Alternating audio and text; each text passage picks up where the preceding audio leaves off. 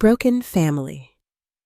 David Parker stood in the kitchen, hands resting on the cold marble countertop, watching the dawn bleed through the half-closed blinds.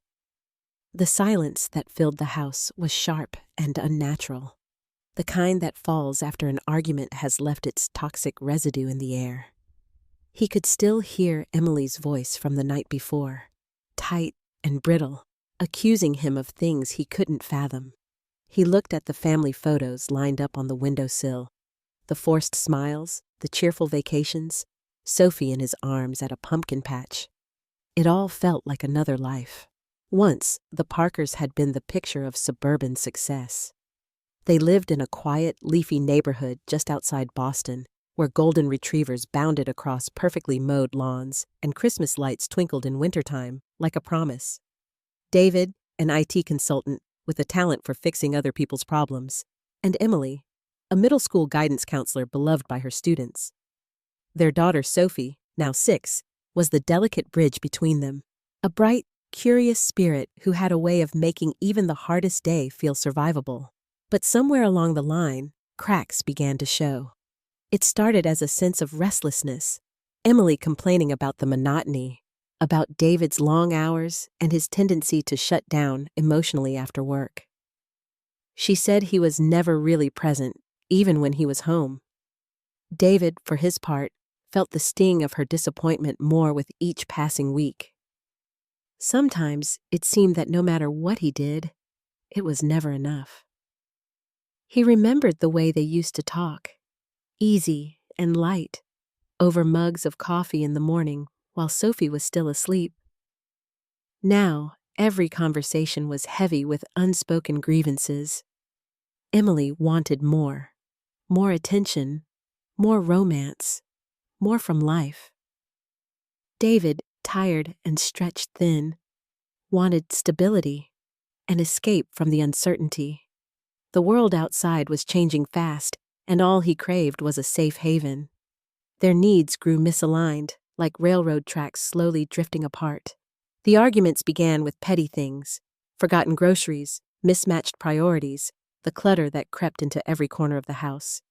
But beneath those trivial triggers was a deeper resentment, one that neither of them was willing or able to name. There were moments late at night, lying awake in the quiet, when David could feel the gulf between him and Emily growing wider, until they seemed to be living parallel lives under the same roof. And yet, for Sophie's sake, they tried to keep up appearances. Birthday parties, school recitals, soccer games on chilly autumn Saturdays. Each event a staged tableau of domestic harmony. David would plaster on a smile, tuck Sophie's hair behind her ear, whisper encouraging words before she ran onto the field. Emily would chat brightly with the other parents, hand out homemade snacks, and later, in the car ride home, revert to silence or pointed remarks about his lack of enthusiasm. The house itself became a battleground. Emily rearranged furniture compulsively, as if physical change could mend the emotional ones. David found himself retreating into chores, burying himself in yard work or the ritual of fixing small, unnecessary problems. Squeaky doors, dripping faucets, anything to avoid confrontation. The breaking point came the night Emily sat across from him in the living room, her arms folded and her jaw set stubbornly. They'd been circling the same arguments for months, but this time there was a cold press of finality in her eyes.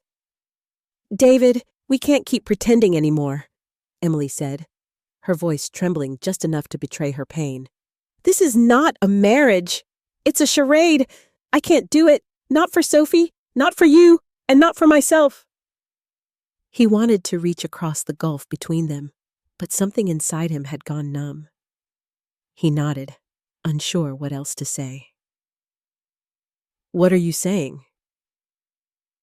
"I want a divorce." The words hung in the air, heavy as iron. He'd known it was coming, a slow-motion car crash he'd been powerless to stop. But hearing it out loud was something else, a visceral wound he wasn't prepared for. He'd always thought they had time, that things might recover, that the right gesture or just one more act of goodwill could save them. But now, looking into Emily's weary, determined face, he knew it was over. The aftermath was a blur. There were tears, angry words, accusations hurled and hastily retracted. Discussions of custody, of splitting their assets, of how to explain it all to Sophie. Emily insisted that she would take the lead breaking the news to their daughter, painting David as the one pushing for distance. When he protested, she silenced him with a glare that spoke volumes, a battle he could not win, not here, not now. Sophie sensed the shift almost immediately. Children do. She clung to her father with a confusion that cut David to the core. "Why is Mommy so mad?" she asked, her small hands fisting his shirt. He wanted to give her answers that comforted, but all he could muster was a promise to be there for her. Always. In the weeks that followed, living under the same roof while waiting for the legal process to grind forward, the house grew tense and quiet. Emily began sleeping in the guest room. Mealtimes became awkward rituals. Sophie bounced between her parents, picking up on their silences, mirroring their anxiety. David threw himself into work, staying late at the office, then coming home to an emptier and emptier house. Sometimes he'd hear Emily's muffled sobs behind the closed guest room door. Sometimes he'd find old family photos stuffed into drawers, face down, as if Emily was erasing all evidence that their happy years had ever existed. Friends drifted away, uncomfortable in the presence of raw emotion and an unraveling marriage. David's own parents called from Florida, sympathetic but powerless to help. At night, he would sit on the edge of his bed, turning over Emily's words, searching for a single moment he could point to and declare, "This is when we failed." He couldn't find one. The end, it seemed, was stitched from 1,000 small disappointments, a tapestry of neglect and longing left unfulfilled. If there was one consolation, it was Sophie. When she crawled into his lap after dinner, when she hugged him tight before bedtime, David could almost believe he still had purpose, that he could weather what came next for her sake.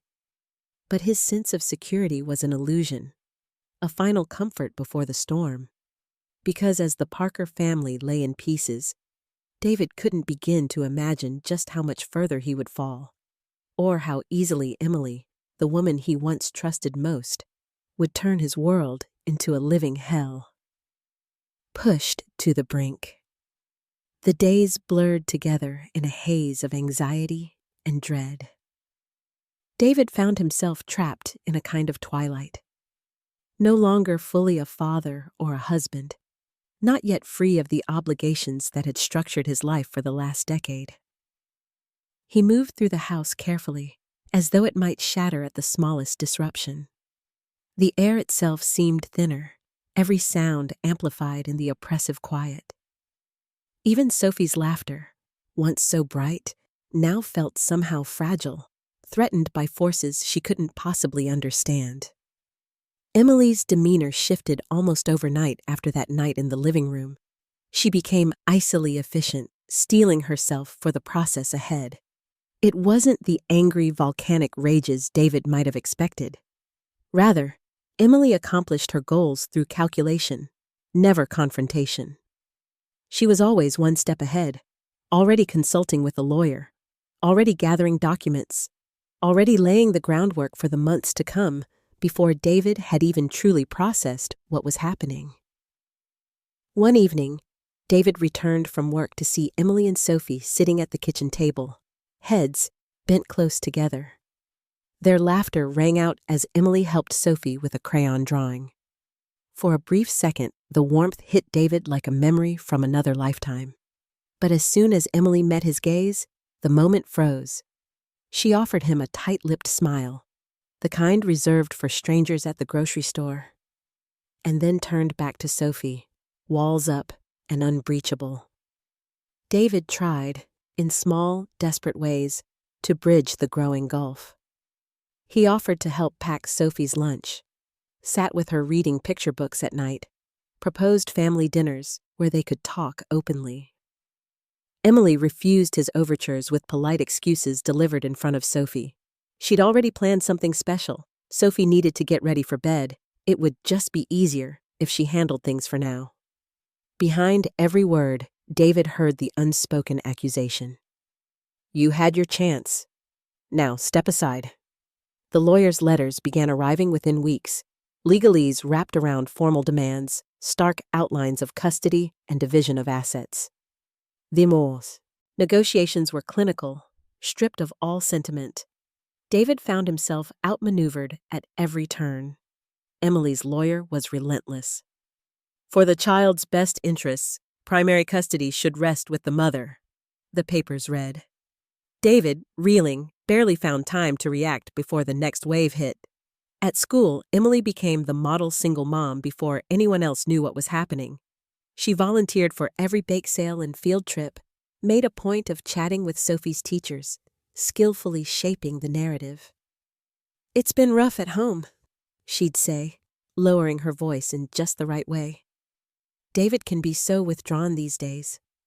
We want to make sure Sophie's feeling secure with all the changes." The subtle implication that David was somehow unstable, distant, perhaps even unfit, spread quietly among their friends and the school staff. David tried to counteract these impressions, but found himself stumbling over his own frustration. It was hard to smile, harder still to remain calm as whispers followed him at school pickups and neighborhood gatherings. He heard the mutterings behind his back. "Did you hear? David and Emily are splitting up." Poor Sophie. Apparently, it's been bad for a while. No one reached out directly, but invitations gradually stopped arriving. The Parkers had become too complicated, too full of uncertainty for easy company. Meanwhile, Emily's strategy grew more insidious. She suggested, first offhandedly and then with increasing insistence, that Sophie spend more time with her after school, claiming it would minimize disruption as the divorce unfolded. "It'll help Sophie maintain some stability," Emily argued pointedly, voice full of reason. "You're working such long hours. She needs routine right now." It sounded logical to an outsider, but to David, it felt like erasure. The quiet theft of his place in his daughter's life, performed under the guise of responsibility. With every passing week, David watched his world shrink. He'd given up the master bedroom to Emily, spending his nights in the cramped guest room next to a pile of hastily packed clothes and cardboard boxes full of tax returns and old love letters. Each morning, he moved through routines like a ghost. Wake, coffee, shower, suit and tie, commute into Boston, then return home long after sunset to the same cold space, a space that once was lively and warm, now emptied of laughter and comfort. He relied on his work more and more, seeking solace in the precise, logical world of IT. There, at least, things made sense. When a server went down, he could fix it.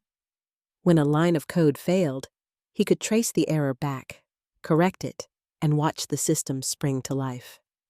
But no amount of problem-solving could salvage his crumbling family life.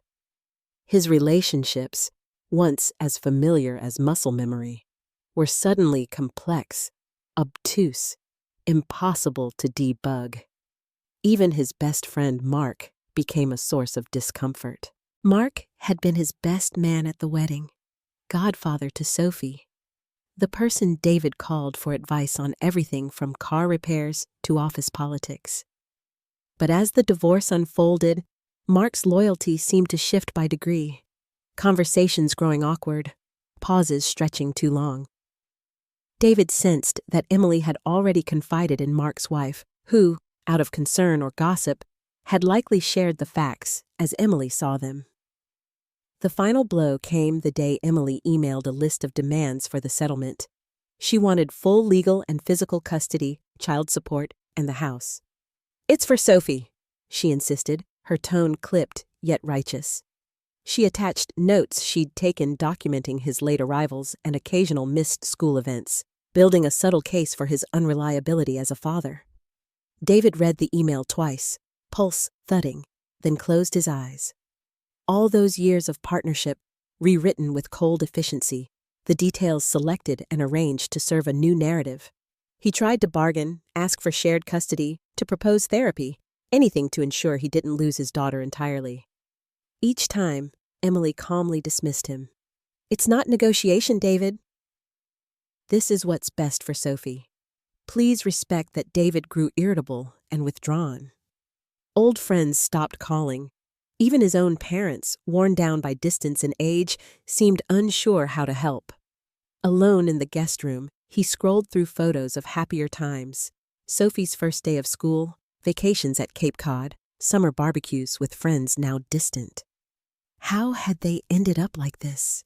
Had he really been so inattentive? Was he the cold, withdrawn man Emily made him out to be? Or was this a script she'd written for him, one so plausible that even he struggled to argue? The emotional whiplash became its own kind of exhaustion. Sometimes, when Sophie hugged him goodbye before running off to her mother in the mornings, her grip felt tighter, almost desperate. David kissed her forehead, forced a smile, and watched her drift further away with each passing day. Still, some part of David refused to fully surrender. Beneath the fatigue and humiliation, new feelings were taking root. Anger, mistrust, a grim determination he barely recognized in himself. If Emily was committed to pushing him out, then he would not go quietly.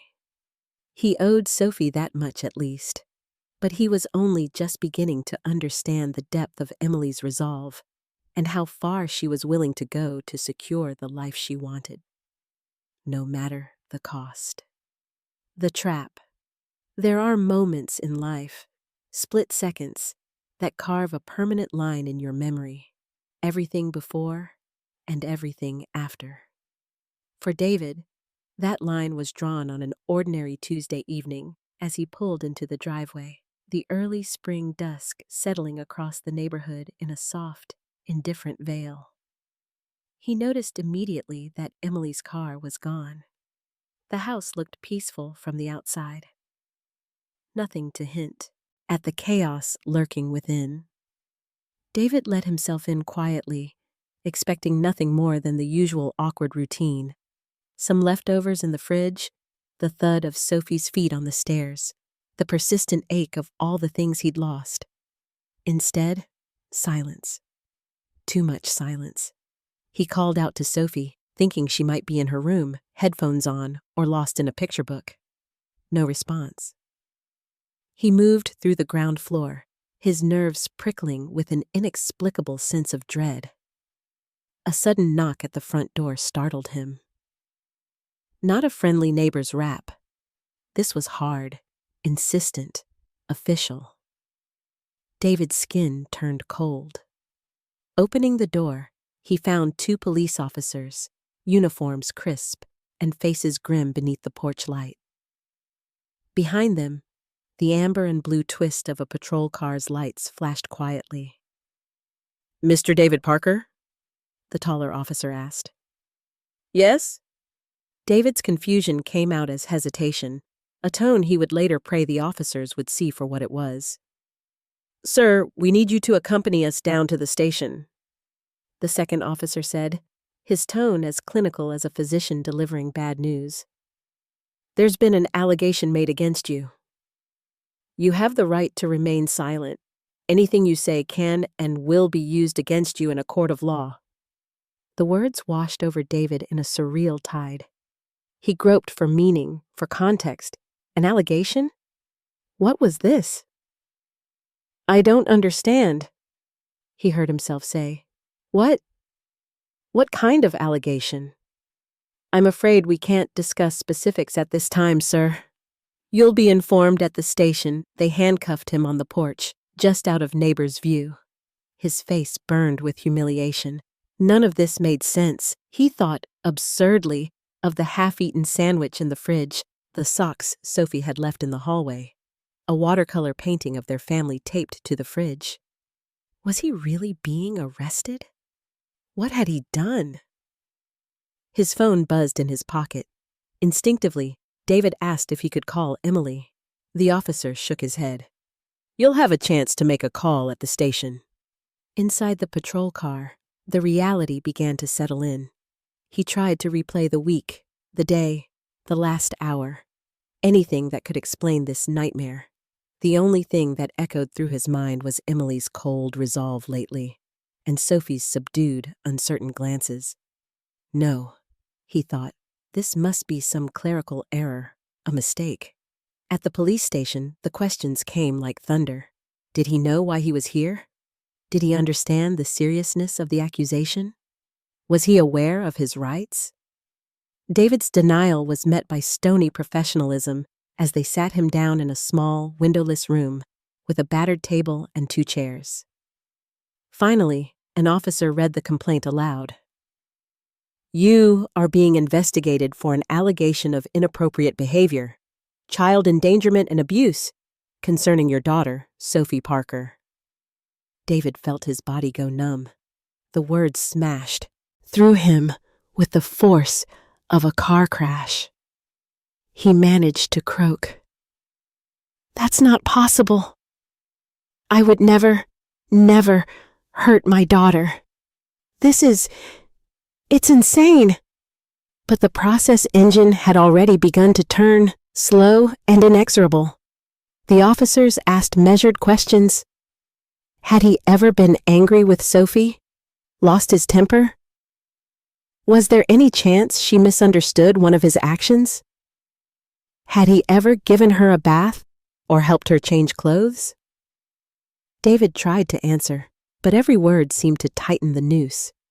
In their flat, neutral expressions, he saw no sign of empathy or doubt. They took his fingerprints, took mugshots, and led him to a holding cell, a barren rectangle of cinder block and steel. Hours bled into each other. David's mind raced. What prompted these accusations? Emily's lawyer? Some misunderstanding? Would anyone believe his innocence? He expected, at any minute, for someone to appear with an apology. "Sorry, Mr. Parker, we mixed you up with someone else."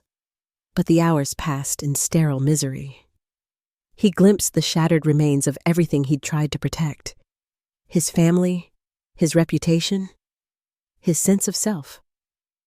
Sometime after midnight, a public defender finally arrived, a weary man with thinning hair and a stack of overloaded files.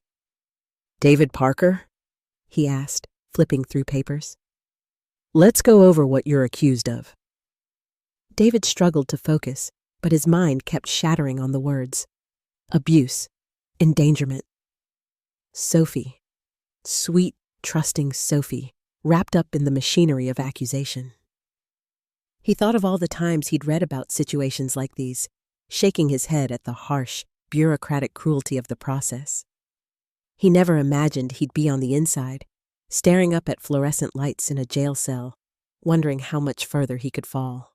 The next morning, David was released on bail, courtesy of his brother Tom. He exited the station into blinding sunlight, feeling raw, exposed, and unmoored. Tom tried to reassure him, whispering soft encouragements. "We'll get to the bottom of this, Dave. Just hang on." But David could see the doubt flicker in his brother's eyes, the nervous question. What if there was some truth? What if the man he thought he knew? He returned home late that afternoon, bailed out and exhausted. The house was eerily silent. Emily and Sophie were nowhere to be found. Later, through a brief, tense email, Emily let him know she would be staying at her sister's for now. Until things are sorted. She asked him not to contact Sophie for the time being, for her emotional well-being. The message was impersonal, clinical, disturbingly like the legal documents that had flooded his inbox these past weeks. Then came the shockwaves. Word traveled fast in their suburban community. A concerned neighbor had seen the police car outside his house and began asking questions. Emily, heartbroken but doing her best, gave artful, elliptical answers to friends, hinting at worrying behavior and doing what was best for Sophie. By evening, a toxic current of gossip ran through the PTA, neighborhood Facebook groups, and even his own workplace. Calls went unanswered, texts were ignored, social invitations vanished. David's world shrank to the size of his living room, with the persistent pounding question, how did this happen? How had he played into her hands so perfectly? A few days later, he read through the official reports. The complaint had been filed on behalf of the child by Emily and her lawyer, citing subtle changes in Sophie's mood, anxious drawings, the way she sometimes recoiled from hugs. To David, these behaviors, if they even existed, seemed concocted, colored by Emily's campaign to exclude him. But to authorities, they were enough for a full investigation and protective measures, instantly and ruthlessly enforced. In his lowest moments, David tried desperately to reconstruct every detail, every interaction, replaying them through the distorted funhouse mirror of accusation. Had he raised his voice? Touched her arm too tightly? Failed to reassure her in the right way? Self-doubt infected him like a disease. What if, somehow, he had failed as a father without even knowing it?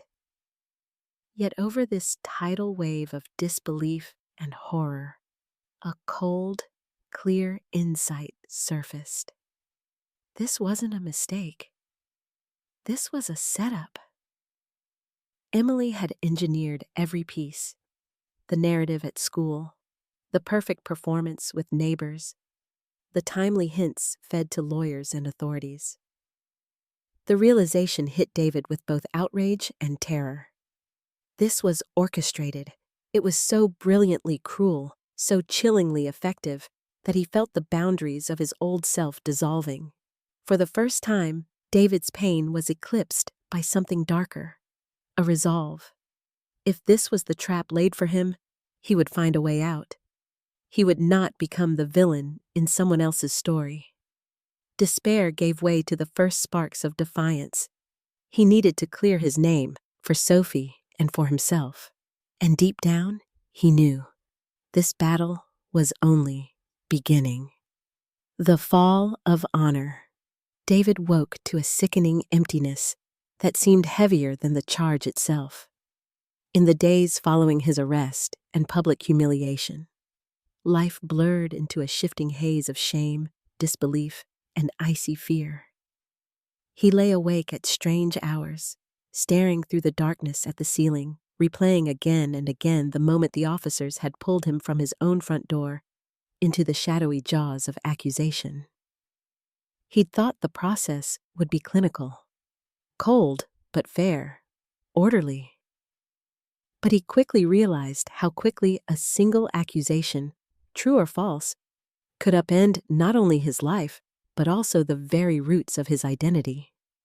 The erosion of his honor, once his quiet anchor, was now sudden and violent. It began at work. David was called into human resources the first morning after his release, his mind still fogged from a sleepless night and the burn of humiliation. He sat across from his supervisor, Tim, who had been a friendly presence at office barbecues and company retreats, now a mask of strained professionalism. "David, we need to talk," Tim began quietly. "There have been concerns brought to our attention. The company is obligated to investigate." Keenly aware of the stares in the open plan office, David nodded in numb obedience. He managed to string together a few sentences about a family matter under litigation, but as he scanned Tim's face, he saw that these words only added fuel to a growing suspicion. By noon, his work laptop and access badge had been confiscated pending a review, and he was asked to leave, escorted with unbearable politeness to the parking lot. The cold stares of former colleagues, once so quick with a greeting, were now muted with discomfort, pity, or even a flash of contempt. His phone, once chiming with group chats, project updates, and invitations, now lay silent and heavy in his hand. Anxious, he refreshed his inbox only to find 24 unanswered emails, most requests for privacy or apologies that they couldn't get involved. As if the charge, not his actions, were contagious. The news rippled quickly through social circles. Emily, brilliant in her subtlety, never uttered outright accusations. She simply let the vacuum fill itself, offering gentle laments about not wanting any drama, but needing to protect Sophie. Her tone, a mixture of heartbreak and helplessness, painted her as the victim. David overheard snippets. I always thought something was off about him. Emily was such a good wife, but he was never really there for them. The story took on a life of its own, mutating with each retelling, growing sharper, more toxic, until David himself shrank, even in his own memory.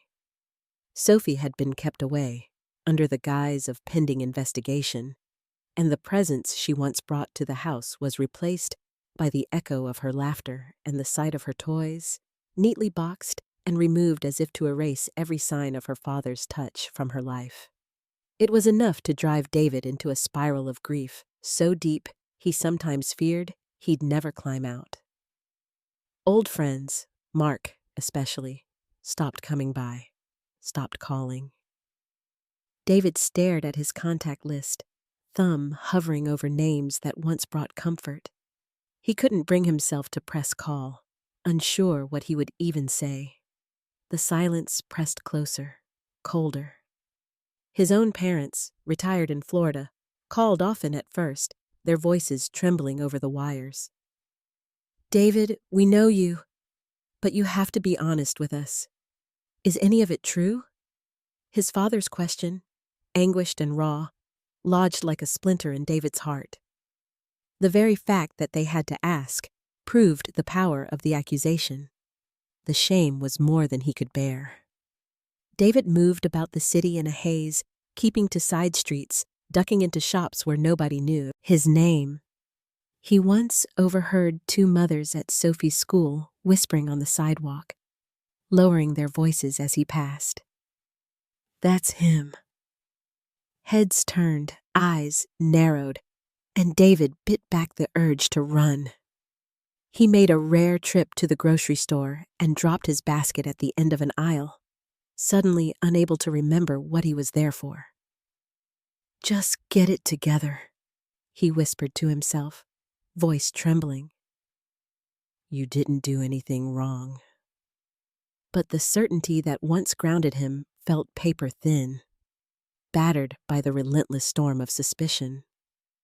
His lawyer, a kind, middle-aged woman named April, met with him in her narrow office, surrounded by the soft glow of lamplight and stacks of case files.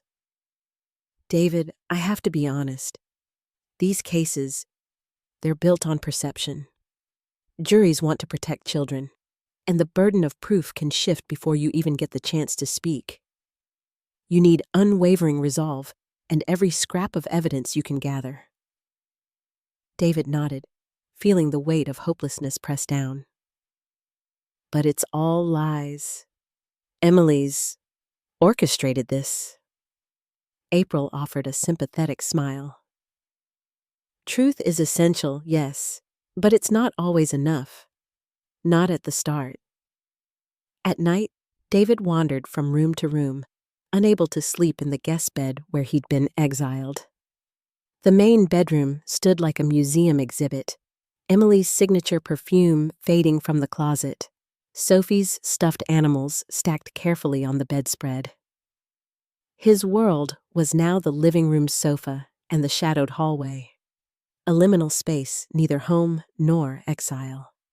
Sometimes he stared at the family photos he hadn't yet put away, unable to decide whether they should be thrown out or clung to as proof that his world had once been real.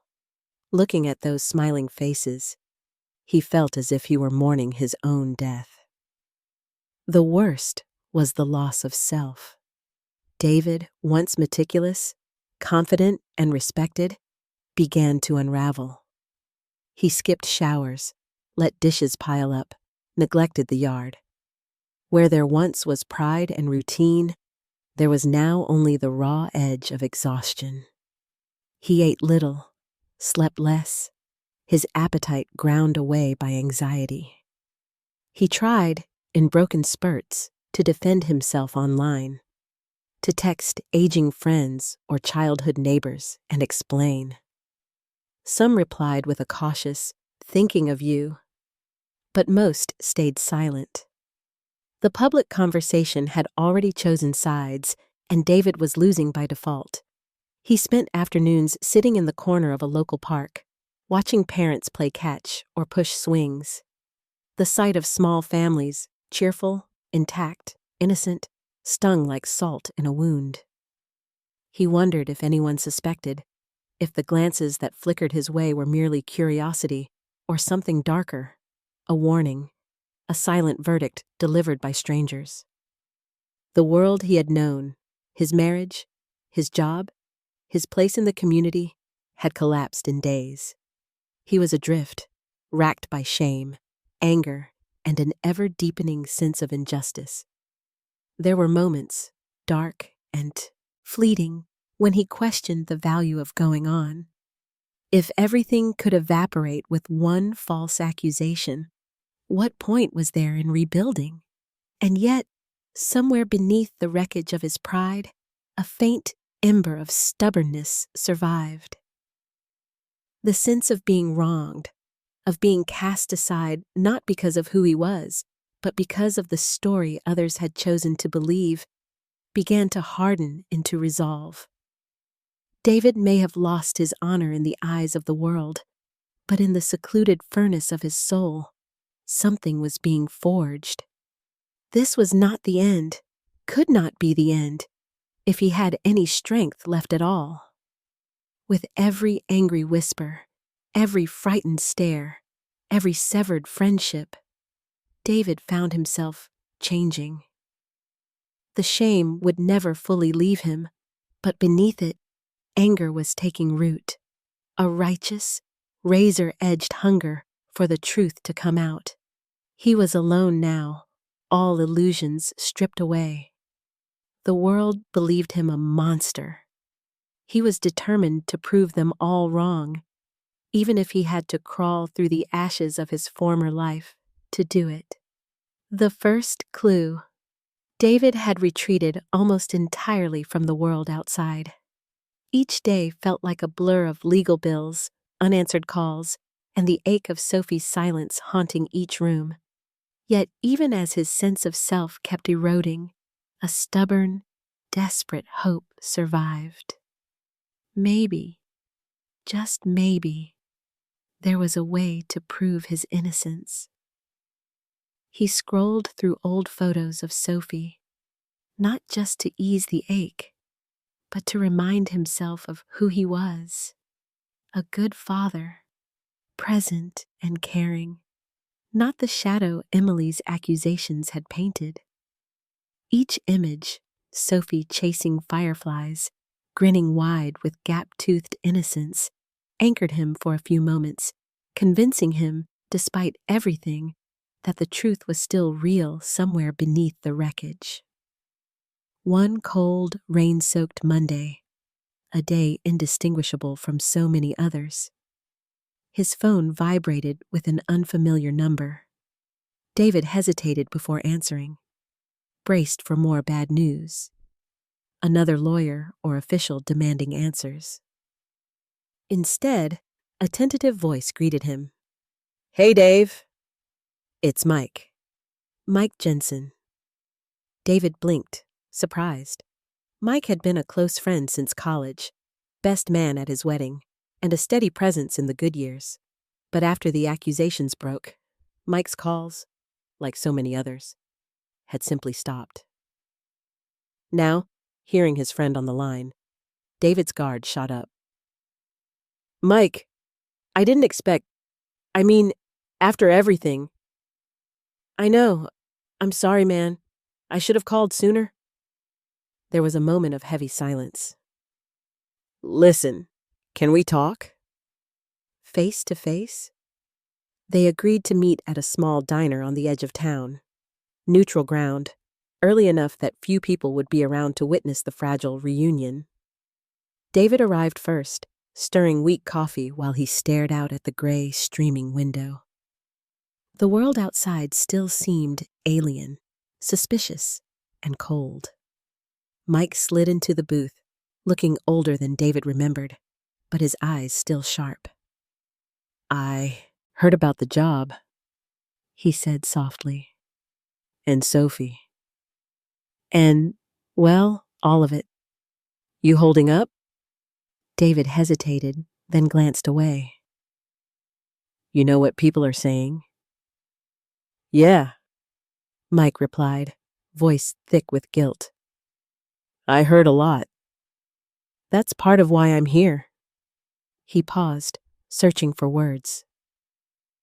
"Look, Dave, I always thought something about this didn't add up." "I know you. I know what kind of father you are. Emily called us, talked to my wife, said you should be left alone, at least for now. I'll admit that shook me. But the last few days, I started thinking." Mike leaned in, lowering his voice. "She's manipulating the story, isn't she?" David's hands trembled.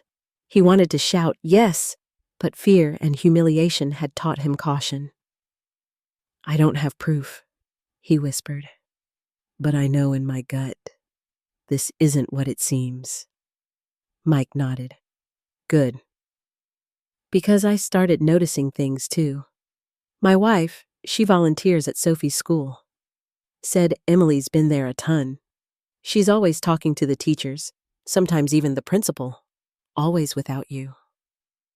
Setting the stage, almost like she was preparing them for something, David's pulse quickened. "Did she say anything specific?" "No, nothing clear, but it's the vibe. Lots of hints about difficult changes at home and how hard things are for Sophie with you around." They sat in silence, steam curling up from forgotten cups. It was small, circumstantial, but it was the first time someone else saw the lies too. The dam began to crack. Mike finally cleared his throat. "I think if she's that calculated in public, there's gotta be something more behind it. I want to help, Dave. Just tell me where to start." A rush of gratitude flooded David, mixed with trepidation, but he nodded. "If you could talk to anyone, teachers, parents, see what they've actually seen, what they're saying. Maybe someone remembers something that doesn't fit, done. I can be subtle." Mike almost smiled. "Anything else?" David hesitated, thinking back on the past weeks in painful detail. Then it hit him. "Email. Emily controls everything in writing. She's got her own email triangulated with Sophie's teacher, counselor, even my boss when she said I should stay away from school. It always seemed carefully phrased. Too careful. Like she's documenting it all. Can you get access?" "I don't know," David muttered.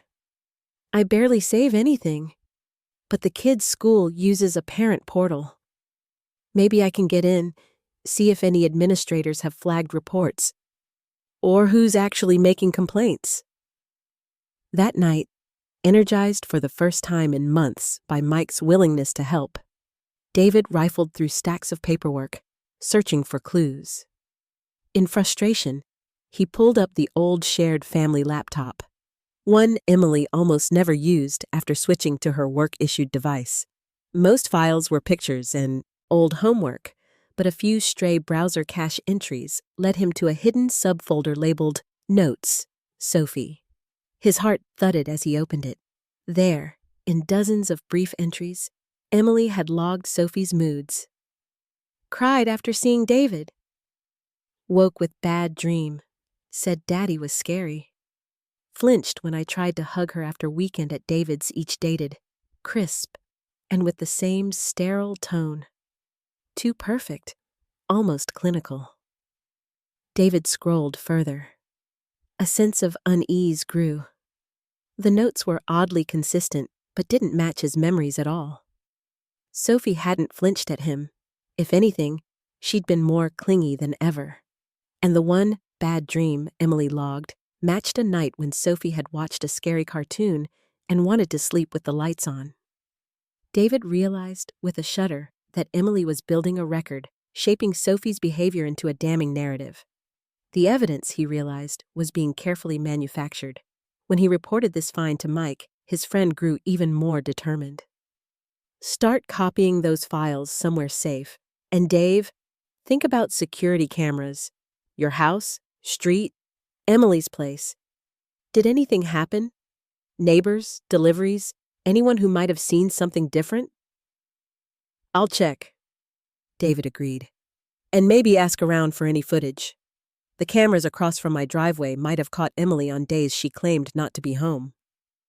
The following morning, bolstered by adrenaline and fragile hope, David made a few uncomfortable calls. Careful, calculated, and politely cautious.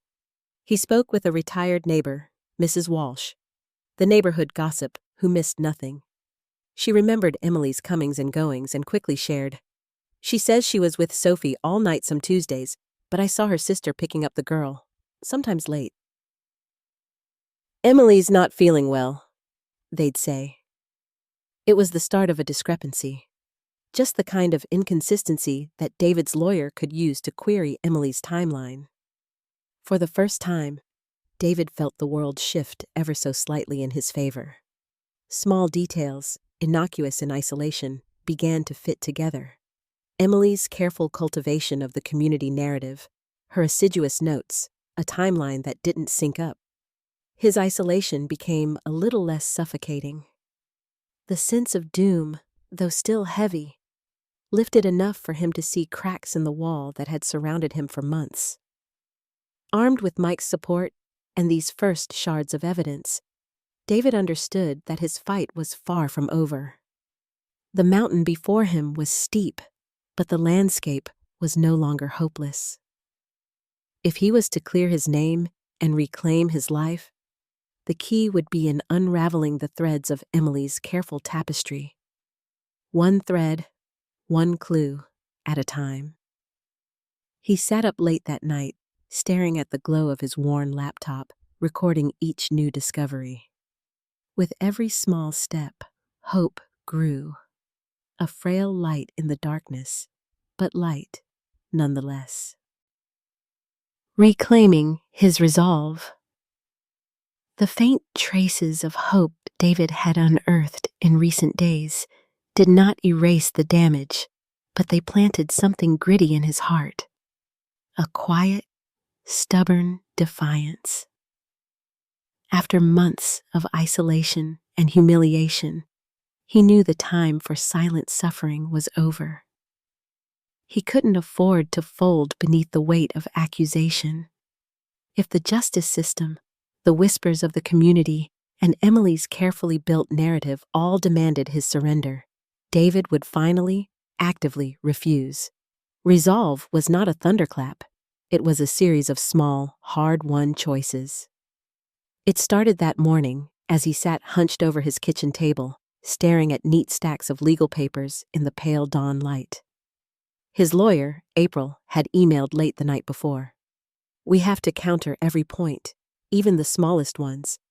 If you think of a single detail, not just facts, but impressions, write it down. Everything matters. Her advice was both simple and overwhelming. But if everything mattered, then even his battered memory, foggy as it sometimes felt, was a tool he must learn to trust again. He pulled out a faded blue notebook, its corners bent from years in a junk drawer, and began to write. Tuesday, the night Emily documented Sophie's nightmares. Watched Coraline, Sophie scared of button eyes. No mention of me. Wednesday, drop off with neighbor Mrs. Walsh witnessing Emily's absence. Email logs, every exchange flagged as urgent by Emily. Language echoed what she told teachers. The act of writing triggered memories, some sharp, some faint. He felt the numbness begin to recede. replaced by flickers of anger and purpose.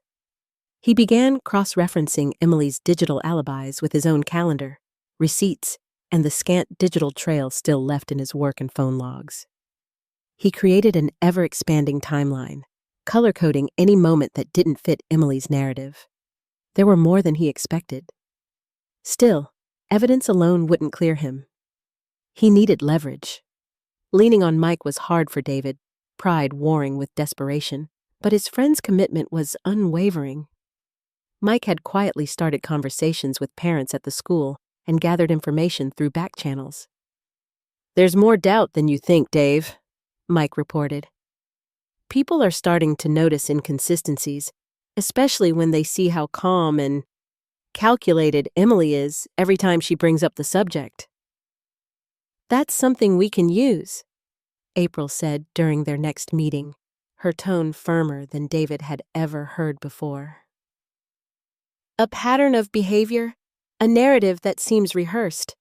Those are openings for us, especially if we get someone at school or in the community to admit doubts in writing." April encouraged David to document not only facts, but his own attempts to reach Sophie, whatever proof of care or consistency he could gather. He dug through videos of birthdays, parent-teacher meetings he attended, even a short thank you email from Sophie's counselor praising his engagement months earlier. Each scrap chipped away at the mask Emily had painted onto his likeness. While collecting his own evidence, David took up April's second suggestion: examine Emily's digital fingerprints. Late one evening, after hours of heart-pounding anxiety, David worked up the courage to try logging into their old home network routers and their shared streaming services. What he found gave him a thin, dangerous thrill. Several late-night logins from Emily on nights when, in her sworn declaration, she was supposed to be asleep or at her sister's. If April could subpoena device logs, they might expose even more. Every piece that didn't fit Emily's story made David breathe a little easier. And with every late-night session, every conversation with Mike, his posture grew straighter, his voice clearer. The old version of himself, timid and paralyzed, began to fade. Now there was something else. A driven survivor, hunched over kitchen counters and stacks of paper, determined to fight for his name. The emotional strain didn't disappear, but adrenaline now mixed with his fear. Some nights were worse than others. David would get lost imagining Sophie being turned against him forever, or picture the look in his colleague's eyes as he tried to return to his old life. Anger kept the worst of the despair at bay. When he thought about Emily's manipulation, his jaw tensed and his hands curled into fists. He hated her for what she'd done, but even more, he hated her certainty that he would break and disappear, that he would just let it all wash over him. With Mike's encouragement, David started reaching out to old friends one by one, swallowing his pride to explain, as simply and sincerely as he could, what was happening. Some never replied. A few, previously silent, sent cautious messages back. "We want to believe you, Dave. If you need someone to say what you were like as a dad, call us." That hesitant trickle of good faith became another fuel for David's transformation. The more he spoke his truth into the world, the more he could see it, like a thread in the dark, waiting to be drawn out. Determined, David set out to confront his reliance on memory. He reread Sophie's old texts and voice memos, looking for emotional evidence not just of competence, but of genuine fatherhood. He was moved to tears one evening by a voice message from Sophie. "I love you, Daddy. You make me feel strong and safe." He copied it onto a secure drive, not just for his lawyer, but for himself. Something to hear on the nights when everything seemed hopeless. April remained David's anchor in the legal storm, a voice of unwavering belief.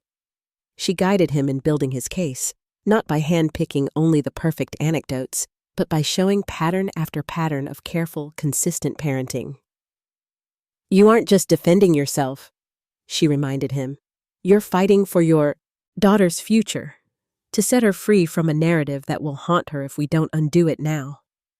At the same time, David grew more proactive in his own defense. He walked the neighborhood, awkward at first, and then growing bolder. He stopped by Mrs. Walsh's stoop, striking up a wary conversation that soon turned to Emily's routines and the oddness of her schedule. Mrs. Walsh's recollections, punctuated by gossip, became another small cornerstone, solid and undeniable. He asked another neighbor if their security cameras ever caught the sidewalk, hinting at a need to clarify timing around a specific night. "I'd be happy to check for you," the neighbor replied, though the unspoken worry in their voice was obvious. He started visiting public places again, the grocery store, the park, his old coffee shop, not to reclaim his social life, but to push back against the tide of shame. It was terrifying at first. He felt the weight of every glance, every whispered conversation. But he strode through it, reminding himself of his purpose every time his confidence wavered. Each interaction was more evidence that he still existed outside the boundaries of accusation. Reclaiming his resolve became an act of quiet resistance against Emily's manipulations, against the community's easy judgment, against his own spiraling despair. He stopped expecting the old version of his life to return. Instead, he learned to work with what stood before him. Fragments of trust, slivers of proof, allies won back one at a time. And always, through it all, his focus returned to Sophie. Every file copied, every email combed for evidence, every witness found, he did for her. Not just to someday clear his name, but to show her, when she was old enough to understand, that her father did not disappear or accept what was never true. As he worked late into another restless night, stacks of timelines and correspondence growing ever taller, David allowed himself a cautious optimism. He hadn't won. Far from it. The worst was surely ahead. But he was no longer powerless. His will to fight, once buried under humiliation and fear, had returned with a vengeance. If he was to reclaim his life, it would be on his terms, letter by letter, fact by fact, day by day. Facing the past. Night pressed heavily against the windows as David sat in what used to be the family room, now a war room cluttered with notes, timelines, and evidence files. The quiet was punctuated only by the tapping of his pen and the distant hum of traffic. He had become a sleuth of his own history, forced to turn every memory over, searching for the origins of pain and betrayal. The past, so carefully organized in old photo albums and anniversary cards, now revealed itself as a winding trail of tension, misunderstandings, and invisible wounds. That night, with exhaustion thick behind his eyes, David let himself drift into memory. At first, they were warm. Emily's genuine laugh on a cape, Cod Beach, Sophie's wobbly legs racing down the hallway, dinners where everyone's worries melted in shared jokes and gentle touches. But as he dug deeper, the easy recollections fell away, replaced by scenes he hadn't allowed himself to fully examine before. He remembered the cracks that had begun to form years ago. Subtle at first, then deeper. Moments when Emily looked through him, not at him, while checking her phone during their rare date nights. Whispered arguments behind closed doors about money, ambitions, and the balance that never truly seemed to exist between them. Later, he recalled the rift Emily's growing career ambitions had caused, her late nights claiming work emergencies, his suspicion and simmering frustration going unspoken for months. He saw now, with the benefit and pain of hindsight, how often anger gave way to withdrawal, how apologies, on both sides, became more ritual than remedy. As he relived those years, patterns emerged. The outbursts, always in private. Emily's way of shaping stories to friends so she'd come out justified, misunderstood, and noble. He remembered the first time she threatened divorce, brandishing it as a weapon during a fight over finances, a fight he barely remembered except for the hollow fear it left behind. David pushed further into his personal shadows, wondering how much blame he ought to shoulder. Had he been inattentive? Yes, sometimes, distanced by stress and occasionally retreating into his work or his own disappointment. But abuse? Harm to his daughter? The suggestion was still utterly foreign. He saw now, though, how those small failings had been reinterpreted by Emily and presented to the world as something monstrous. Determined to see the truth in its entirety, the truth of Emily not just as a wife, but as an adversary, David widened his investigation. He spoke to Mark, his old friend, one snowy afternoon in Mark's cluttered garage where power tools outnumbered apologies. "Mark, I need you to be straight with me." Did Emily ever say anything? Anything out of the ordinary? Even before she filed? Mark winced, fiddling with a wrench. "She always played the victim, Dave. But lately, come to think of it, months before all this blew up, she told Lisa she was thinking about her future, in a way that sounded off. Lisa said she was interested in someone else. Someone from her office. Maybe. It was a gut punch and a relief. The confirmation of what he'd barely dared to suspect. The rift wasn't just old grievances, but possibly a new attachment Emily wanted to clear space for. "I can't prove any of it," Mark went on, but Lisa got the sense Emily was rehearsing, telling their friends stories that put you in the worst possible light, fueled by purpose. David laid out the timeline with fresh eyes. There it was, Emily's shift in tone, the start of her campaign, her insistence that records be kept, shortly after she'd begun working late more frequently and participating in company retreats. A pattern, subtle but real. David noticed something peculiar in one of the emails intercepted through a shared cloud account, a message to a confidential address not listed in her primary contacts. He followed the digital signature, linking back to a man named Daniel Grady, Emily's new department manager. A pit formed in David's stomach. The email was friendly and familiar, layered with the professional language of late-night planning, but ending with, "We'll talk more when we meet this weekend. Can't risk being overheard. Thanks for keeping this all just between us." The reality was as hard as it was liberating. She hadn't just left him, she'd orchestrated a campaign to rewrite the narrative utterly for her advantage. Power. Custody of Sophie. Maybe even a future with someone else. David gathered his details and brought them to April, his lawyer, who regarded him with steely determination. "You're showing a plausible motive here," she explained, making careful notes.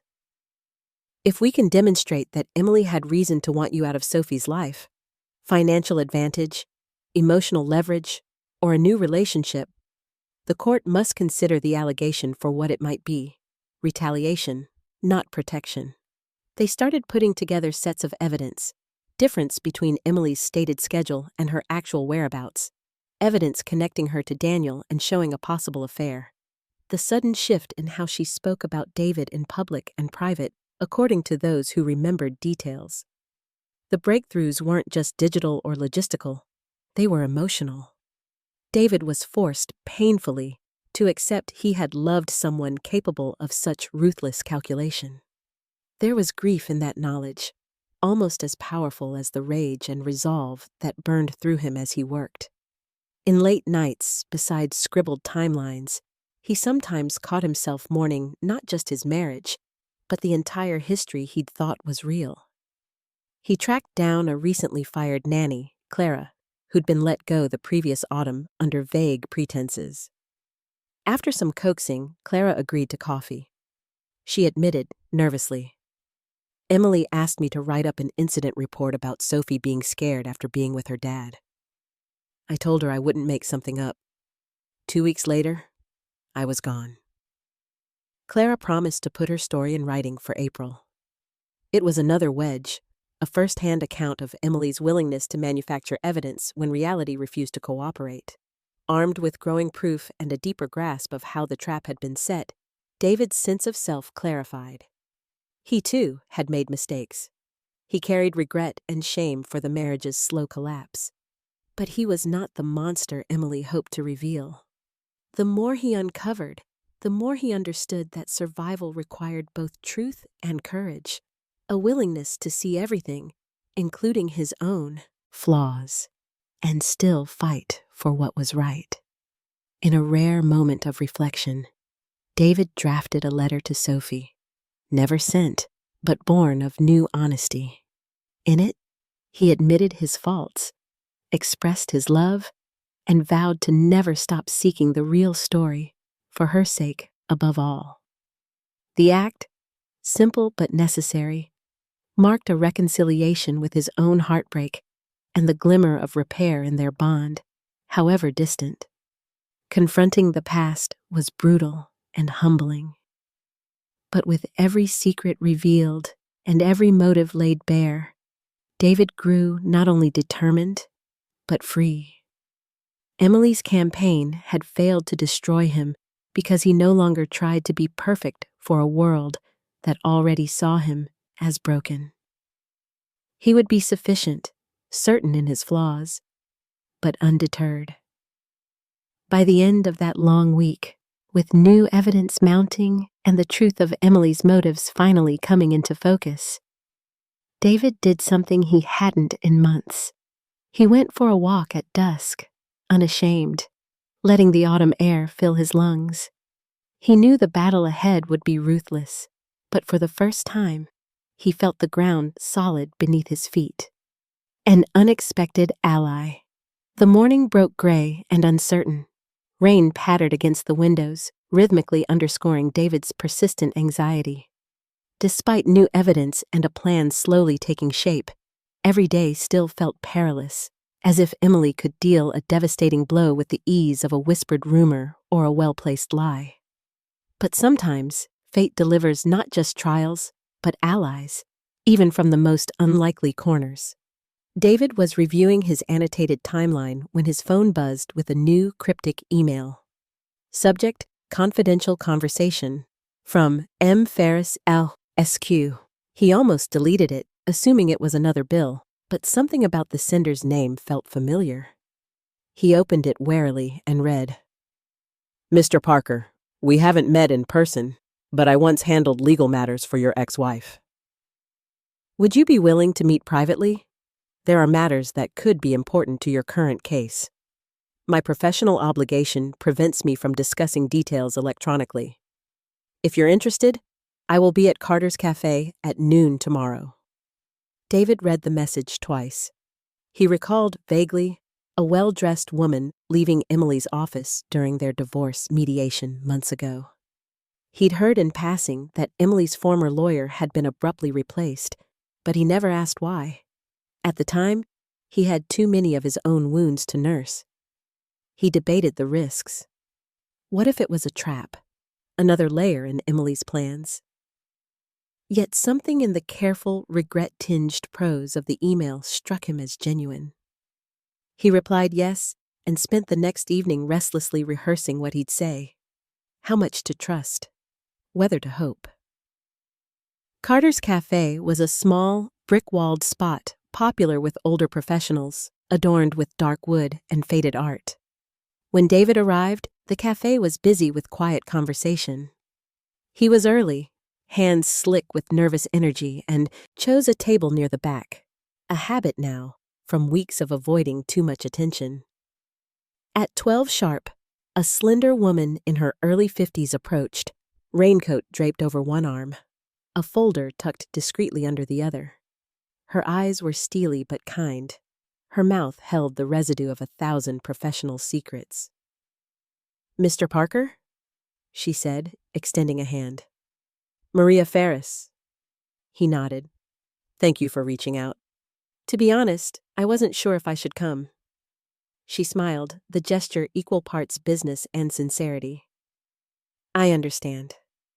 I realize you have every reason to be wary of anyone associated with Emily, given everything. But please, hear me out. They ordered coffee, and then, as if ticking through a ritual, Maria laid her card on the table. Emily and I had a professional relationship. She hired me for the beginning stages of your divorce, custody planning, and certain family matters. David felt a jolt of raw emotion, memories of depositions and guarded conversations. Maria saw it and raised a calming hand. I assure you, I'm not here on her behalf. In fact, I'm taking a considerable risk even meeting you. I need you to understand something. I was removed from her legal team after I refused to corroborate reports I believed to be manufactured. David's breath caught. You mean, she wanted me to sign off on testimonies and gather statements from acquaintances, nanny, teachers, friends, to support her custody claims. At first, it was all standard procedure, but when some accounts didn't suit her narrative, she pressured me to massage the truth, to draft affidavits based on her version of Sophie's behavior. When I asked for more evidence, she grew hostile. Maria's expression was hard, but not unsympathetic.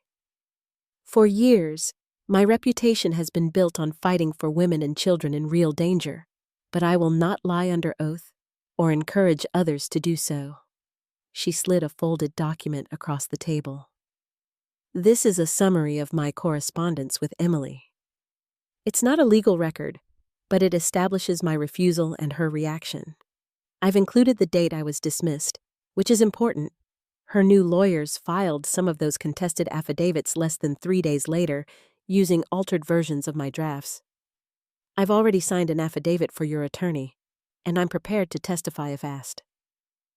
David took the paper with shaking hands. He absorbed every word, hope rising with each line. Maria's tone softened. I won't speculate on her motivations. But you deserve to know I'm not the only person she's tried to pressure. I suspect the school counselor, at least one neighbor, and perhaps an old family friend, were nudged to change their memories. David shared, in cautious tones, what he and Mike had been gathering about Emily's strict script, her contradictions, the timeline holes, the fired nanny's warning. Maria nodded. You're assembling a larger case than most people manage. There's an addictive power in controlling the narrative. Emily is calculating, but she's not flawless. She becomes careless when she believes herself untouchable. They talked for almost an hour. Maria gave names, individuals she believed Emily had tried to manipulate or silence. She explained legal loopholes to keep an eye on and how to use subpoenas skillfully when seeking digital evidence. She reminded David to be unflinchingly honest in every statement. Even about your own mistakes, juries smell evasion quicker than you'd expect. As she stood to leave, Maria gave one final warning. Preserve everything, texts, emails, voicemails, even if they embarrass you. Integrity now is your greatest weapon. Be careful whom you trust, Mr. Parker, but also, don't give up on the hope that the truth still matters. For the first time in months, David walked out of an official meeting feeling not beaten down, but fortified. He called April, his lawyer, and recounted the conversation. April's voice buzzed with cautious optimism. If Maria testifies and the timeline holds that the new affidavits contradict her professional opinion and came almost immediately after her dismissal, it seriously undermines Emily's credibility. Let's move fast. Their next step was reaching out to those named by Maria, quietly, so as not to alert Emily's legal team. Mike worked phone contacts, building lists of parents, teachers, and neighbors, gathering subtle confirmations that Emily had indeed been spinning her version of events long before the actual allegations. The school counselor admitted, privately, that Emily felt oddly pushy every time they met, and that Sophie never showed any visible fear when speaking of her father. Perhaps the biggest turning point came from Mrs. Walsh, the nosy neighbor who, when pressed, recalled Emily asking her to watch for anything unusual at David's house months before even the separation. She wanted me to write down anything I thought looked off, Mrs. Walsh confessed sheepishly. But all I ever saw was you and Sophie coming and going, looking perfectly normal. April gathered these testimonies, now with the gravitas provided by Maria's integrity. Each statement wasn't just a shield against false claims, it was another brick in the structure of David's defense, a picture of a woman who had manipulated the truth and of a father who had never abandoned his daughter, even as the world retreated from him. Late that night, David sat with Mike and April, reviewing the growing case file. Exhaustion hung heavy in the room, but so did something else. Hope, fragile but undeniable. They sketched out the next moves: new depositions, digital subpoenas, and prepping supporting witnesses for court. April reminded David that while they finally had momentum, the hardest confrontations still lay ahead. But David, for the first time since the nightmare began, saw the glimmer of an end. A vision of Sophie safe, the truth unearthed, and his dignity restored. As he thanked Maria Ferris silently, a sense of gratitude pulsed through him. Help had come, unexpectedly, from someone who could have turned away or simply stayed silent.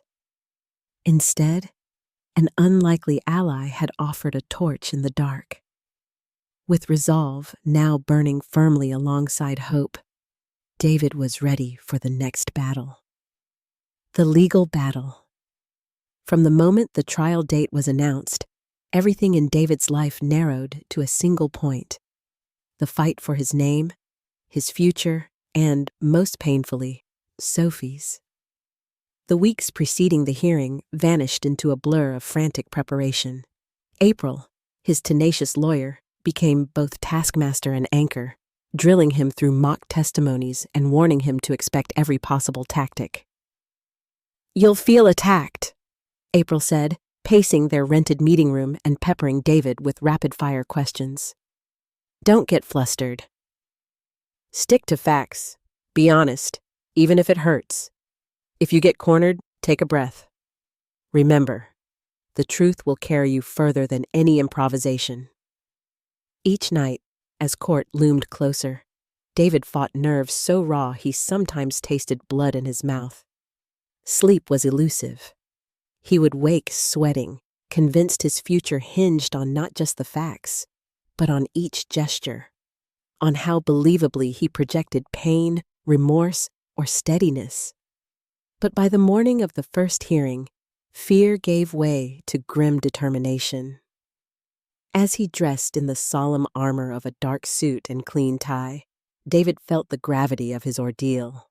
Dropping Sophie at school, he watched her cling to Emily's hand, her face guarded.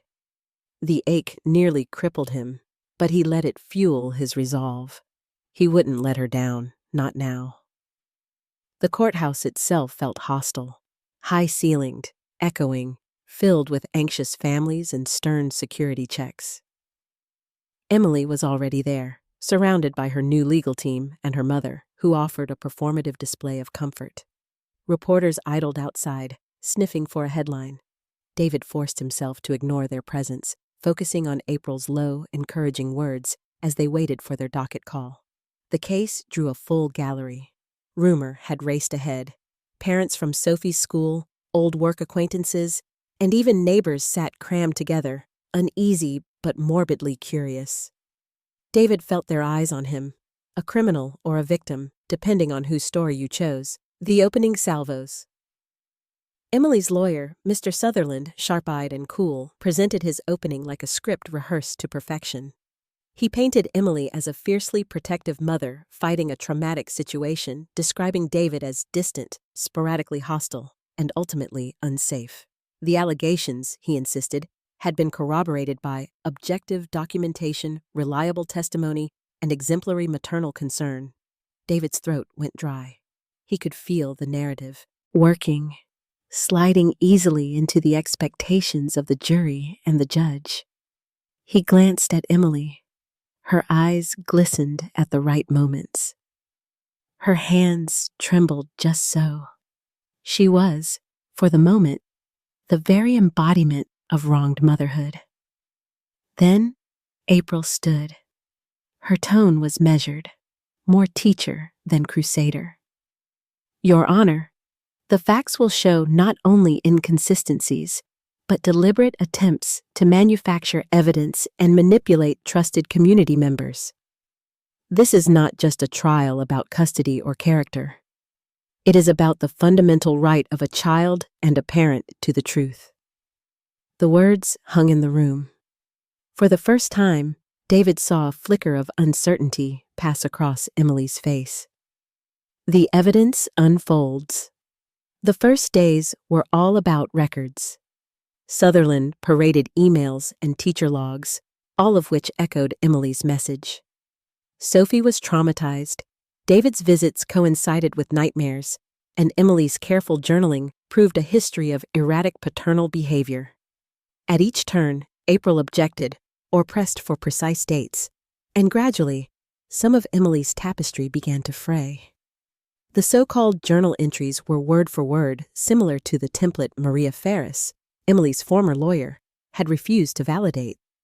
2 emails, supposedly authored by Sophie's former teacher, were revealed under cross-examination to have been drafted on Emily's home computer, on nights she was supposedly away.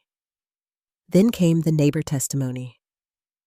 Mrs. Walsh, previously just a gossipy eccentric, took the stand. She recounted how Emily had asked her to watch for anything odd, and how, despite months of vigilance, she never witnessed anything concerning about David's time with Sophie. April deepened the point. Did you ever see Mr. Parker behave in a way that frightened or distressed Sophie? Never. If anything, that little girl was happier after seeing her father.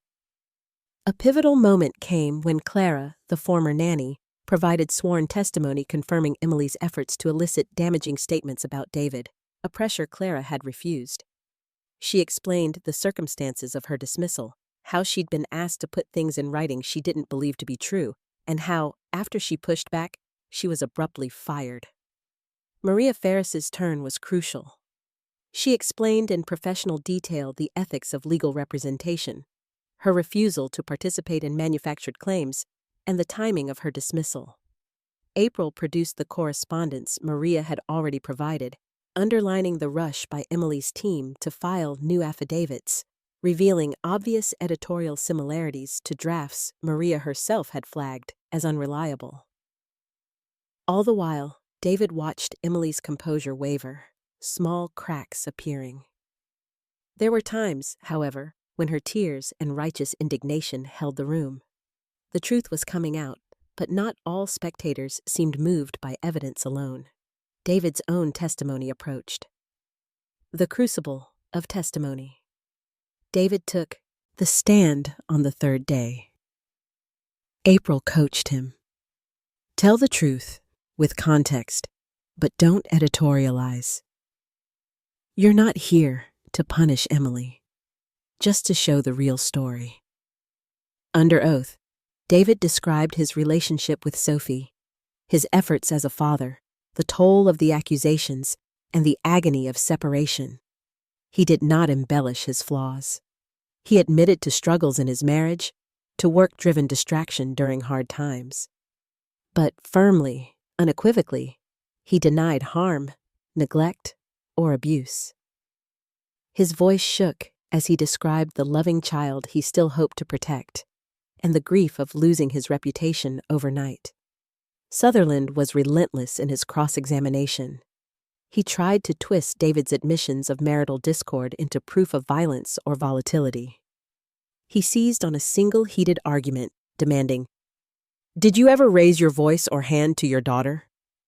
"Never," David replied, his voice clear if strained.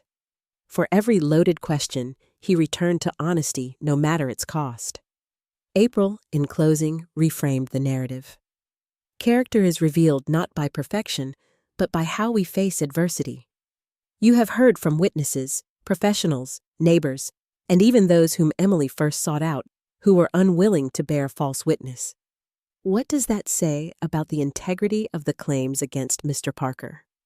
Family fracture on display. Tension peaked when Sophie's brief interview with the court-appointed psychologist was shared. The psychologist, neutral but thorough, noted no signs of abuse or coercion. Sophie described missing her father and feeling stuck in the middle. The court's atmosphere shifted. Spectators murmured. Some exchanged uncomfortable glances.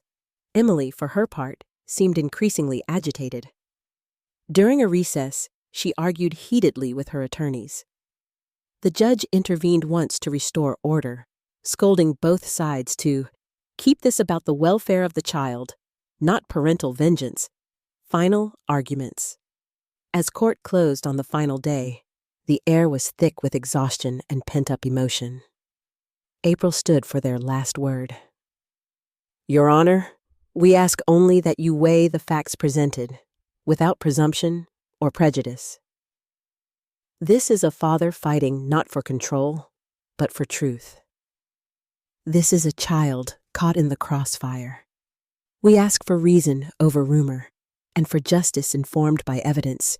David left the courtroom drained, with no promise of victory, but a fierce pride that they had laid bare the truth. He could see it written in April's quiet smile, in Mike's supportive clap on the shoulder, and even in the uncertain, searching looks some spectators now gave Emily. He had stood his ground. Whatever the verdict, he was no longer simply the accused. He was a father, a survivor, and finally, a fighter in his own story.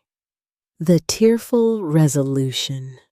The courthouse was silent, yet charged with a tension so fierce it seemed to crackle in the air. Outside, a thin drizzle cloaked the city, blurring the world beyond marble windows. Inside, nerves were frayed, and every breath felt measured, strained, and uncertain. For 3 days after closing arguments, nothing moved in David's world except the slow crawl of time and the pounding of his heart in his chest. He waited, sleepless, drifting between hope and dread. April, his ever-diligent attorney, sent updates, procedural, dispassionate, a lifeline of routine that kept him from unraveling. But nothing eased the searing suspense. Sophie's picture sat on his bedside table, smiling, windswept from their last true vacation. Some days he dared not look at it, lest hope become agony. He replayed every word of testimony, every cross-examination, every look from the jury. He wondered, had he done enough? Would justice see through the lies? On the 4th morning, his phone finally rang. It was April, her voice steadier than his own. David, the judge has set the ruling for 9:30. We should be there early. He arrived before anyone else, the cavernous hall echoing his footsteps. The gallery filled gradually, Emily's supporters in rigid formation, her mother with a handkerchief pressed theatrically to her cheek. Mike joined David with a quiet nod of encouragement. April was relentlessly composed, reviewing the case file one last time. But beneath her poise, David sensed the burden of her own sleepless nights. When Emily walked in, her face glowed with a self-assured calm. For a fleeting second, her eyes found David's, cold and impervious. Sophie entered last, led by a caseworker, small and pale in a blue dress, clutching a stuffed rabbit. The ruling. The judge entered, his presence commanding an instant hush. He did not draw out the moment. The fatigue in his eyes spoke volumes. Papers rustled as he reviewed the findings. In these proceedings, the question before the court was whether Mr. Parker poses a danger to his child, as alleged by Ms. Parker, and thus should be prevented from any custodial access or unsupervised visitation. He paused, his gaze traversing the packed room, lingering on both David and Emily. The evidence, including witness testimony, digital records, and professional affidavits, demonstrates a troubling pattern of manipulation in the presentation of certain claims. Several statements submitted by Ms. Parker's legal team were shown to be inconsistent or influenced by external pressure. Notably, the court finds the testimony of Ms. Ferris and Miss Clara credible and material. Emily's eyes widened, her lips tightening in a barely perceptible snarl. The judge continued, his tone unwavering. The legal burden of proof has not been met for the claims of abuse. Furthermore, the court finds serious cause to doubt the veracity of the claims as presented by Ms. Parker. A murmur spread through the gallery, part gasp, part sigh. Emily's mother lowered her handkerchief, white-knuckled, as if refusing to process the words. The judge's voice softened only as he addressed Sophie's best interest. No ruling will resolve the pain wrought by this matter. The court orders immediate restoration of Mr. Parker's custodial rights with additional provisions for child counseling. Ms. Parker is subject to review for possible custodial interference and making false statements under oath. The welfare of the child remains paramount. All parents are reminded their duty is to protect, not to weaponize, their children. The aftermath. The words, the simple act of acquittal, should have felt like a victory. But for David, elation mingled with devastation. Yes, he had won. There was vindication, the faintest hope of rebirth. But as he looked across the aisle at Sophie, tears flowing down her cheeks as caseworkers guided her from the courtroom, he understood how exoneration did not erase trauma. April squeezed his shoulder, a rare break in her professional armor. You did it, David. You survived. That matters. But as Emily's team quietly gathered their files, her mask slipping, revealing eyes brimming with rage and humiliation, David felt no pleasure in her defeat. He mourned the years lost, the innocence shattered, and the lasting scars that could not be legislated away inside a courtroom. Outside, the press waited with hungry eyes. April moved to answer questions, but David waved them off, shielded by Mike as they made their way down the steps and into the parking lot, where the rain fell harder, cold but cleansing. Confronting Emily. Later, in a quiet hallway, David crossed paths with Emily. For the first time since the nightmare began, she looked away. He saw not the cunning aggressor of the last year, but a hollow person mourning the ruin she herself had wrought. When she finally met his eyes, it was with a curious blend of defiance and shame. I hope you understand, she whispered, her voice trembling. I did what I thought was right. For Sophie, for myself. You left me no choice. David searched her face for the woman he once loved, found only the echo of battlegrounds and burnt bridges. No one wins here, Emily. Not you, not me, and certainly not Sophie. I hope, no matter what you wanted, you'll find a way to make peace with it. For her sake.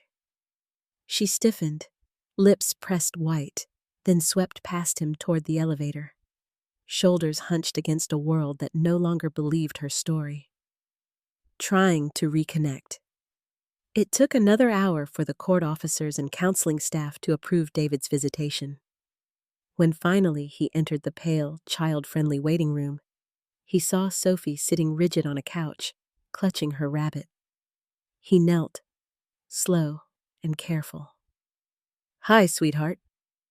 She looked at him, fear, confusion, and relief mingling. For long moments, there were no words, just pent-up tears. David reached out, leaving his hand open, not forcing the embrace. Eventually, Sophie leaned in, burying her face in his shoulder, her small arms trembling around his neck. Are you coming home? She whispered, voice fragile.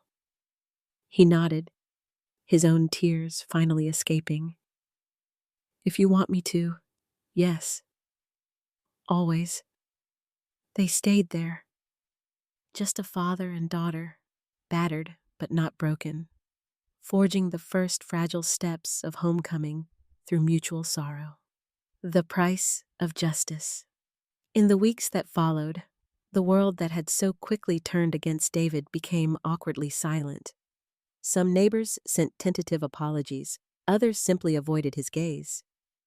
Sophie, fragile, angry, hopeful, began therapy, sometimes clinging to her father, other days distant or lost in her own world.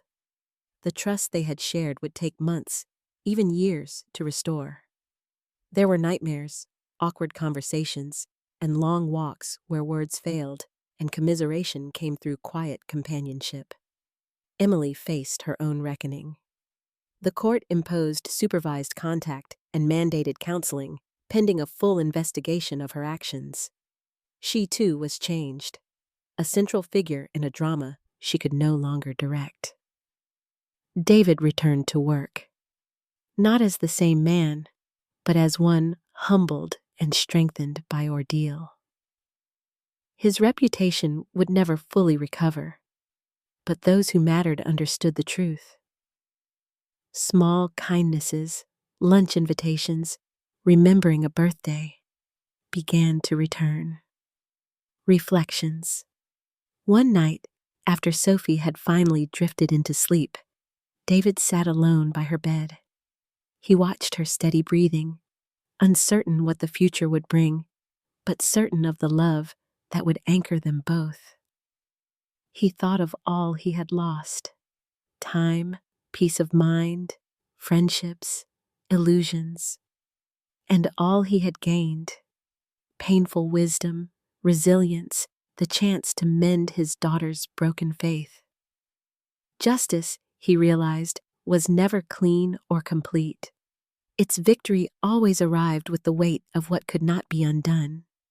Yet, in the end, truth had found its voice, and within the echoes of tears, a new beginning took root. The price of justice. Justice, David discovered, was not a clean return to the world he had left behind.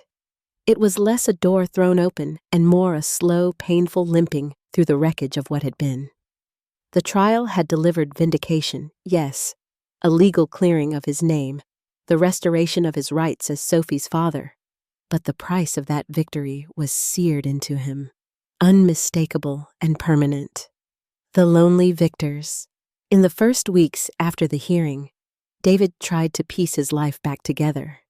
Each morning, he found himself standing at the kitchen counter, staring at the coffee pot, fighting the urge to check his inbox for another summons, another accusation. Even as the official restrictions lifted, supervised visits replaced with shared weekends, he felt as if invisible chains still bound his movements. Sophie would come to his apartment, suitcase in hand, her eyes flickering over shelves stripped of family photos. They'd sit across the breakfast table, father and daughter, both tentative in the presence of wounds not yet scabbed. Over. At night, after Sophie had drifted into thin, restless sleep, David would lie awake, replaying the events that had led them here. Memories crowded in, the loneliness of false accusation, the public shunning, once friends and colleagues who had, for months, believed the worst of him, the agony of watching his daughter become a pawn in battles she never understood. Sometimes his chest hurt with the pressure of guilt, not for crimes he'd never committed, but for every minor mistake of marriage, for every argument he'd let fester, for every sign of Emily's unraveling he'd ignored. Social purgatory. Returning to normal life proved its own kind of trial. The community, having once turned on him with suspicion and outrage, now seemed paralyzed by collective embarrassment. Friends offered halting apologies, some genuine, others rehearsed. A few, including colleagues who had been ordered by HR to steer clear during the legal battle, invited him for coffee or to rejoin group lunches. Most, though, simply faded into quieter corners, uncertain how to treat a man both proven innocent and marked forever by scandal. At the grocery store, David sometimes noticed sideward glances from parents he and Emily used to chat with during Saturday soccer games. Some would nod in awkward solidarity, others looked away, caught between old loyalties and the discomfort of public error. It struck David that everyone wants easy villains and easy heroes, but truth is messier, sometimes too messy for reconciliation. His job, too, was forever altered. Though his employer welcomed him back with official statements of support, the office air was thin with tension. Whispers still sometimes trailed him. Sensitive projects, especially those involving children, were reassigned to others. He understood. Risk management trumped sentiment. It was not purely a matter of justice, but optics. Sophie's silent struggle. If the community's wounds were slow to heal, Sophie's pain pierced more deeply. The verdict had returned her father, but not the childhood she remembered. The counseling sessions prescribed by the court became both a balm and a battleground. Some days she would emerge quietly, curling her small hand into his, eyes distant but open to comfort. Other times she seethed with unspoken confusion, testing the boundaries of his love with defiance or withdrawal. David learned to accept these shifts, never pushing, always waiting. He made her favorite pancakes each Sunday, even when she barely touched them. He listened to her silence during car rides, played her favorite songs, and let moments of shared laughter, when they came, wash through him like sunlight returning after a long winter. Love, he realized, was not grand gestures but ordinary patience, the slow stubbornness of not giving up, even when connection seemed irretrievably broken. He grappled with guilt, too, a sense he had failed to shield her not just from Emily's manipulations, but from the crossfire of adult bitterness. He offered her space to talk about her feelings, praised her for her courage, apologized for the confusion. Trust, he understood, would have to be rebuilt, one reliable day at a time. Emily's reckoning. Justice had also left Emily battered and exposed.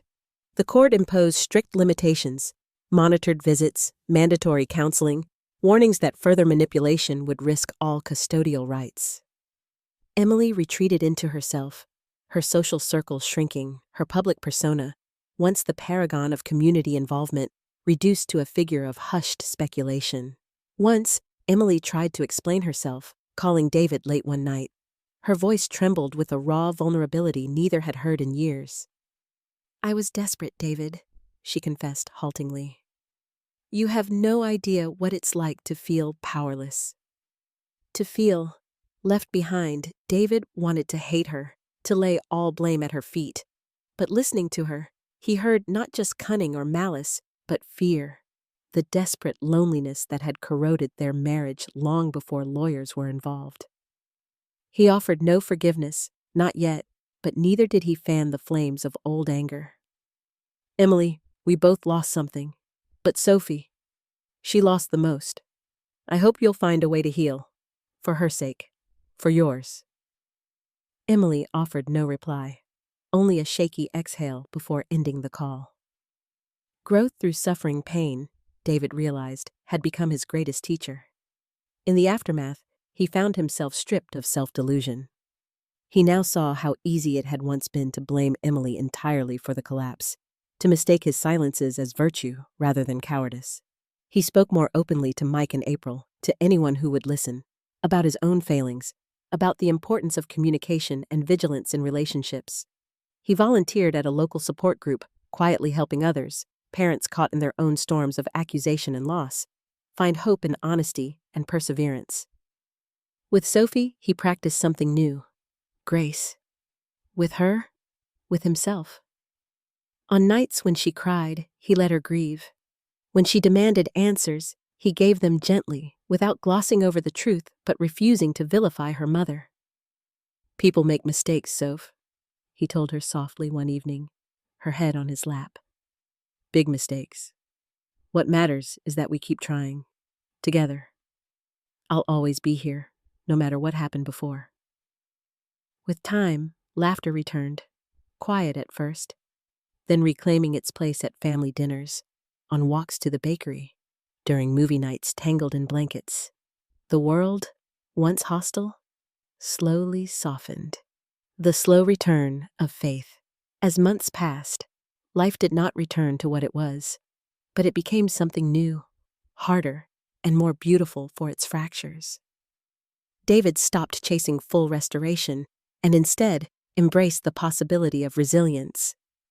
He and Sophie traveled, small trips, lakes and forests where they could disappear together and remember joys uncolored by accusation or loss.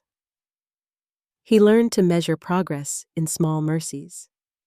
A friend showing up unannounced with coffee. A neighbor inviting Sophie to a birthday party. A thank you note from a support group parent whose case he'd helped. Each act, like the mending of a cracked vase, did not erase evidence of damage, but proved that broken things could still be useful, could even become beloved in new ways. Most nights, David journaled before bed. Gone was the frantic cataloging of evidence. Now, he recorded moments of gratitude, of patience, of small kindnesses and hesitations overcome. These pages became his record, not of legal vindication, but of the slow, bruising, and ultimately human return to hope. A new beginning. Mornings slowly lost their sharp edge. Sunlight found its way through the apartment's east-facing window, spilling gold onto the kitchen tiles. The clatter of spoons, the rise of kettle steam, these became, for David, sacred proof of ordinary life restored. No longer did he wake with ice in his stomach or dread in his throat. Instead, each day offered itself anew, unfinished, uncertain, and beautiful in its uncertainty. For Sophie, too, the winter began to thaw. Her laughter returned gradually, like the soft blooming of crocuses after a cruel frost. First, in stifled giggles during a board game, then in full-bodied laughter as she chased pigeons across the city park. The haunted look she had carried, wide-eyed, suspicious, waiting for the world to fracture, slowly gave way to cautious hope. She skipped on the walk to school, found old friends in the playground, and reached for her father's hand, sometimes unconsciously, as they crossed busy streets. The work of repair. A new beginning, David learned, required more than simply surviving the storm. Recovery was not a destination, but a persistent, everyday labor, a patching together of broken trust, small rituals, and gentle honesty. He and Sophie attended therapy together, sometimes with a counselor mediating words too hard to say. At first, sessions brimmed with silence or Sophie's tears. She confessed fear, anger, uncertainty, a child's confusion that her own life could be so easily weaponized by adults. David listened and apologized, answering every question with candor. One afternoon, after a session that left them both raw, they sat on a park bench amid the drifting leaves. Sophie clutched her old stuffed rabbit, its fur frayed, but still precious. "Dad, will it always feel like this?" she whispered, not meeting his eyes. He swallowed, measuring his answer. "I don't think it will, Soph. It'll hurt less over time, but it might always matter. And that's okay. You're allowed to remember. But you're also allowed to look forward, to build new memories." She leaned into him, letting his arm rest around her shoulders. For the first time in many months, he felt her sigh, not out of exhaustion, but relief.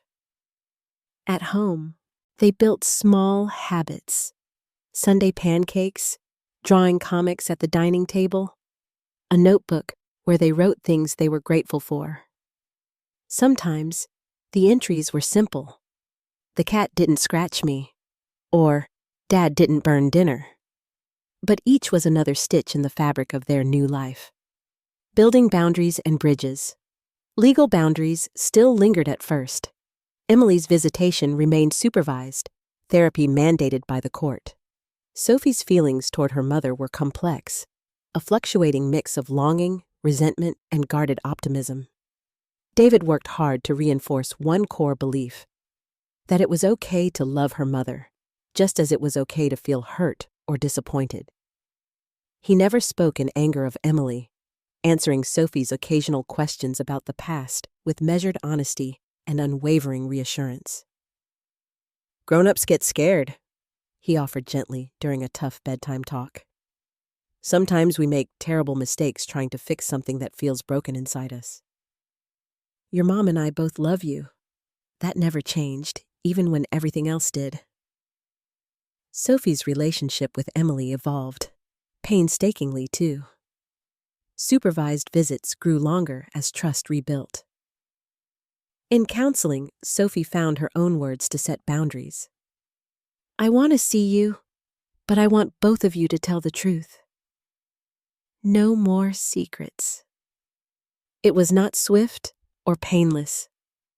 Setbacks came, and sometimes anger still flared. But for the first time, healing seemed possible, even for Emily, who began to show up not as a victim, but as a mother willing to try and to listen. Renewing connections.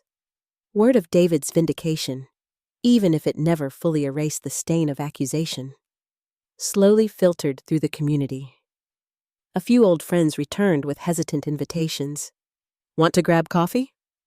Sophie's welcome at our daughter's birthday." Not everyone could cross the divide.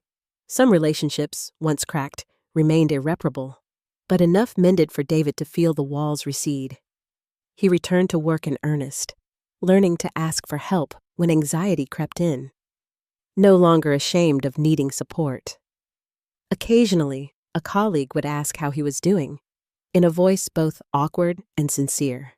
He accepted such gestures, grateful for honesty even when it came dressed as discomfort. David also began to reach out, tentatively at first, searching for others who felt similarly lost. He joined a support group for men who'd endured false allegations and acrimonious divorces. Each story reminded him how fragile justice could be, how vital it was to build systems of compassion to catch those slipping through the cracks. He found purpose in encouraging others, in telling them that survival was possible, and that dignity could be rebuilt painstakingly from the ruins.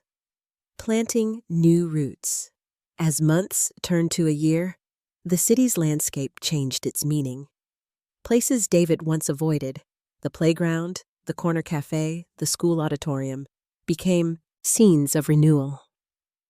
He and Sophie developed new traditions: Friday takeout and movie night, Saturday afternoons volunteering at an animal shelter.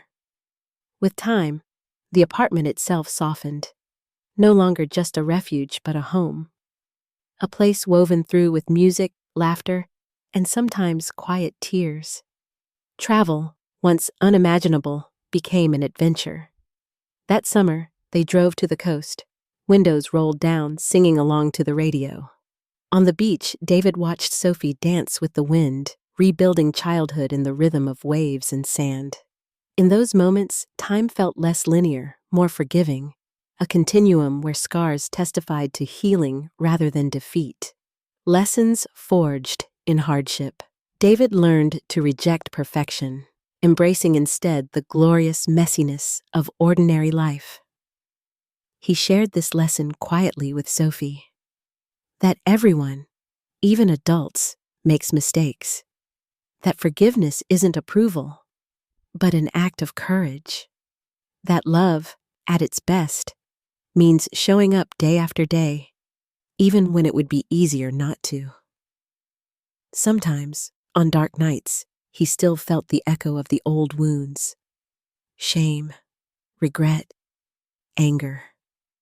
But he refused to let them steer him. Instead, he traced the arc of what he'd survived and remembered that the path from loss to renewal is not a straight line. He looked to the future with clear eyes. Not naive. He knew life could shatter again, but he had learned to trust in his capacity to rebuild, to love, and to carry on. In this, he discovered, lay the truest justice. Looking forward. One autumn evening, as they walked home beneath golden leaves, Sophie slipped her hand into his. "Dad, do you think things will ever go back to how they used to be?" she asked. He paused, considering her face, so like Emily's, yet wholly her own. "I don't know, honey," he said quietly. "But I think we get to decide what comes next. It won't be the same, but it can still be good. We can make new memories, together." She nodded, a hesitant smile teasing her lips. As they passed beneath the lamp-lit trees, their shadows merged, no longer fractured, but joined in the promise of tomorrow.